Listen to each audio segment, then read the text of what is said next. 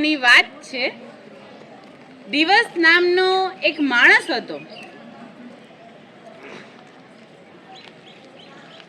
એની વહુનું નામ રાત. એ બહુ સુંદર હતી.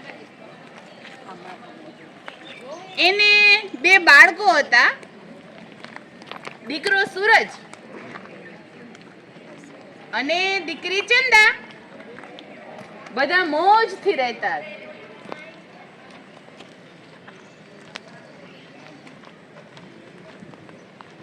એક દિવસ સૂરજ અને ચંદા ફરવા નીકળ્યા.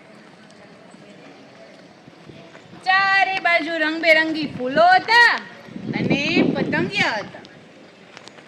પંખીઓ કલરવ કરતા હતા.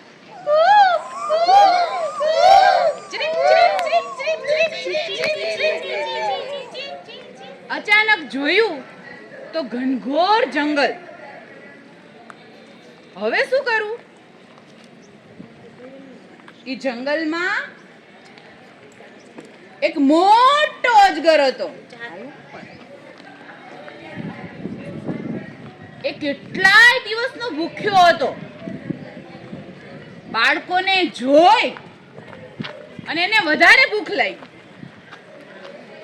અજગર તો સૂરજ અને ચંદાની પાસે ગયો અને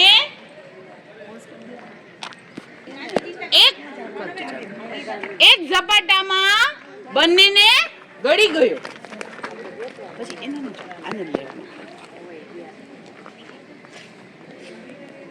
સરસ જમણ હતું. આરામ કરવા માટે અજગર નદી કિનારે ગયો.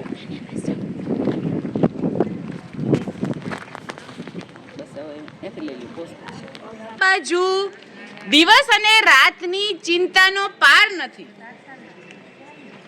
બાળકોને શોધીને થાક્યા. છેવટે એક ઝાડની નીચે આવીને બેઠા.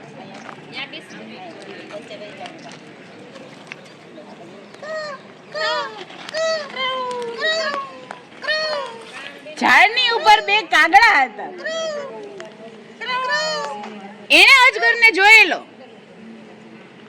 એક કાગડાએ કહી દીધું કે સૂરજ અને ચંદા તો અજગરના પેટમાં છે. હવે ઊભા થઈ જાઓ. દિવસ અને રાત તો ગભરાઈ ગયા.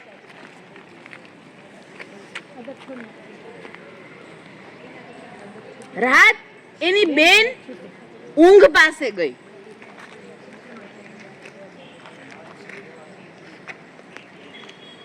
ઊંઘે સરસ રસ્તો કાઢ્યો. હું અજગરને ઊંઘાડી દઈશ. તું સૂરજ અને ચંદાને બહાર કાઢી લેજે. પછી એ લોકો જંગલમાં ગયા. ઊંઘ હળવેથી અજગરની આંખમાં ઘૂસી ગઈ.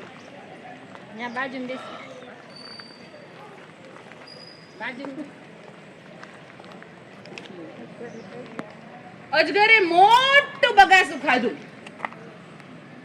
અને મોઢું ખુલ્લું રાખીને સૂઈ ગયું. હાથ ખુલ્લા કરવાનું.